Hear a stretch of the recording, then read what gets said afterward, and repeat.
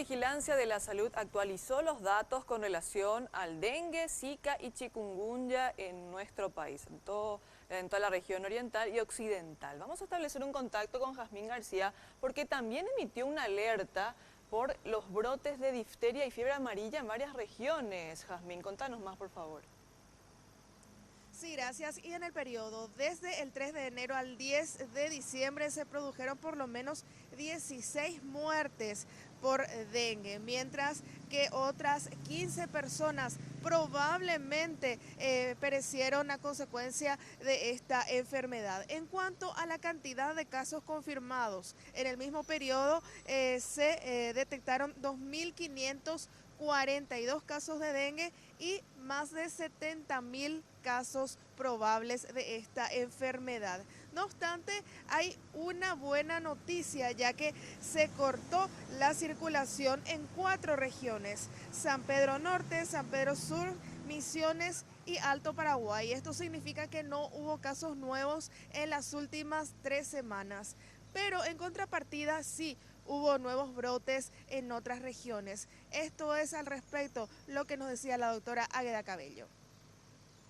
Tuvimos un brote activo en la semana 48, o sea, sería a la mitad aproximadamente de noviembre, en Mariscal Estigarribia, en una comunidad indígena que ya se encuentra en este momento bloqueado. Ya no tenemos, ya pasaron más de 3 semanas del brote, ya no hay casos nuevos. Y en cuanto a chikungunya, podemos mencionar que en ese periodo se detectaron 38 casos confirmados y 880 casos probables. Hay algunas zonas más afectadas que otras y también hay que tener mucho cuidado en esta temporada en que numerosas personas viajan al Brasil de vacaciones porque allí existe brote activo de la enfermedad. Esto es lo que nos advertía también la doctora Cabello. Estamos teniendo algunos casos probables en el departamento de Central, o sea, en el área metropolitana de Asunción.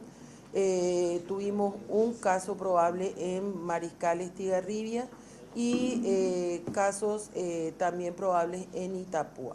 Por lo cual tenemos que tener en cuenta que sí podemos tener brotes activos de chikungunya, y sobre todo teniendo en cuenta que en este momento Brasil está con un brote importante de chikungunya.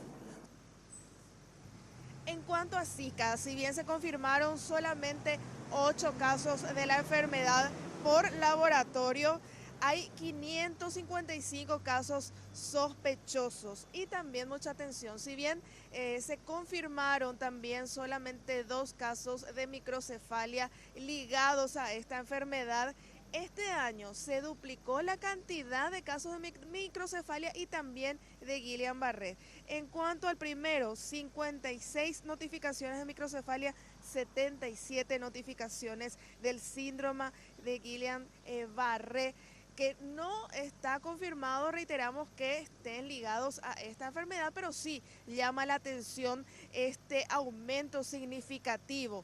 Esto es también lo que nos decía la doctora en relación al Zika. Estamos hablando de microcefalia en general, no podemos decir que estén asociadas a Zika, y tenemos 77 notificaciones de síndrome de Guillain-Barré. Ambos son notificaciones muy superior a lo esperado usualmente. Según nuestra línea de base, nosotros hablamos de aproximadamente 23 casos de microcefalia por año y 30 a 35 casos aproximadamente de Guillain-Barré. El Zika en más del 40% puede ser asintomático, por lo cual, y muchas veces los síntomas son muy leves, solamente ronchas. Por eso toda mujer embarazada con roncha debe consultar, eso es muy importante. Y también aquellas personas que tienen planeado viajar a Brasil o a Colombia deben prestar mucha atención porque en ambos países hay un brote significativo y circulación de fiebre amarilla, por lo cual la recomendación es aplicarse la vacuna antes de viajar.